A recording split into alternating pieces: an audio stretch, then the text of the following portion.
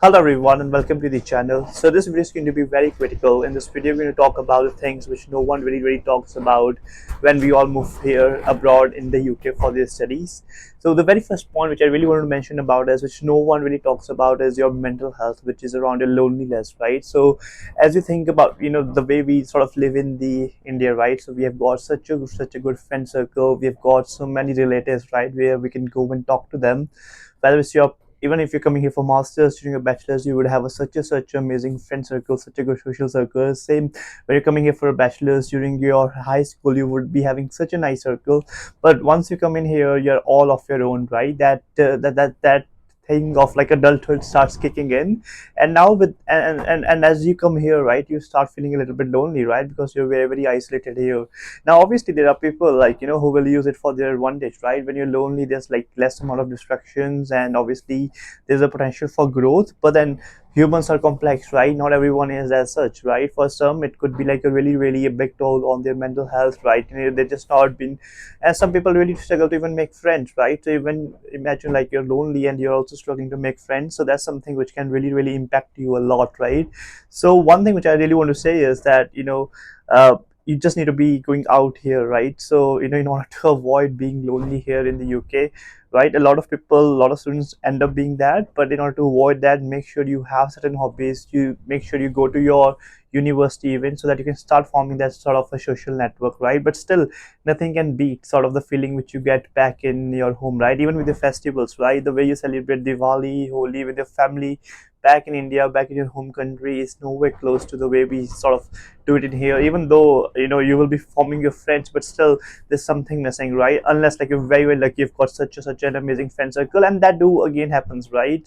We have got such a good friend circle where the vibe really matches, right? So that's the first point, which is a little bit around your loneliness. And the second one was really very much linked to it, is a little bit around your mental health, right? So one thing which people don't really talk a lot about is the pressure which the international students have to go through. So the first pressure is obviously you're coming here for studies, right? There's obviously a bit of a culture shock, which I'll be talking in my third point. But then again, the stress of applying for a part-time job, will you be able to get a part-time job or not? You're doing multiple applications, you'll get rejections, and you'll be like a bit demotivated that I've done this my 5 or 10 applications and still nothing is happening, right? So will I be even be able to pay off my expenses, right? So those will be the questions which sort of really goes in a lot of students mind as they move on, and as they start getting a little bit independent in their life, right? Again, like once they are graduated, right, when you get the dissertation, even the university assignments, like the way we do university assignment in here is completely different to the way the assignments are done back in India, right? So there's a really big cultural shift. That's again another thing which not a lot of people talk about. That's another thing which we as students really need to get prepared as we sort of think about moving abroad, right? And furthermore, like as you graduate, obviously you'll be start looking for your full-time jobs. Again, there you need a sponsorship, and we know that like getting sponsorship is like such a minute sort of students who are able to get a sponsorship, right? So again, there's a lot of pressure around there. So again, so be sort of cautious around all those different things which I'm really trying to talk in this video. Again, this is not to scare you, but something which you should be really prepared as you think about coming in your January intake. And one thing, in order to form, and one thing, like you can solve a little bit of these 2 points by forming healthy relations and genuine relations with your friends, right? So having really good friends around with you. And one of the good thing, like the thing which I had during my university, was living in student accommodations. So living in student accommodations really help you to like very easily make friends. Now again, there's something called like friends, but obviously you need to make genuine friends. At least you'll be exposed to the people who are out there, who are strangers, and everyone in the student accommodation is out there to sort of make your friends, right? So I will definitely suggest you to sort of book your student accommodation at least for your first year of the university. And here I would like to recommend you Amber Students to book your accommodation, because it's a marketplace of all the student accommodations. Right now I'm in Edinburgh. Over here you can see the view just behind me, and all the accommodations in Edinburgh are listed on their website, right? All over the UK, any city you're going to, anywhere your university is, all the accommodations are listed on their platform. So you can book the cheapest, you can book the medium price, the highest price, and they've got various other features and many cashback offers. So do check out Amber Students, right? And the third point was really around the culture shock, right? So obviously we are very much into textbooks, as we think about when I was in my plus two. All the way we used to prepare examinations was रट्टा लगा लिया थोड़ा सा, with their textbooks.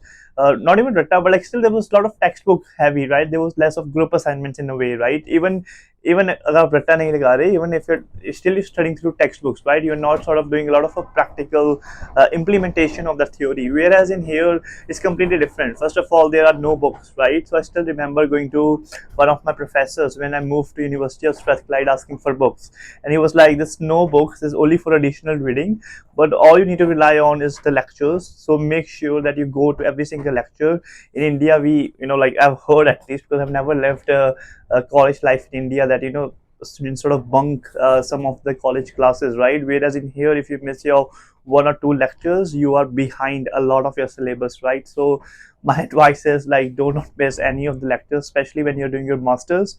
And when you do your masters, the standard here is set up based upon the bachelors here in the UK. So the standard is already high, right? So make sure you're leveled up before you come here for masters. Make sure that you've already done a little bit of a revision a month before, so that you're very well prepared to perform very well during your masters.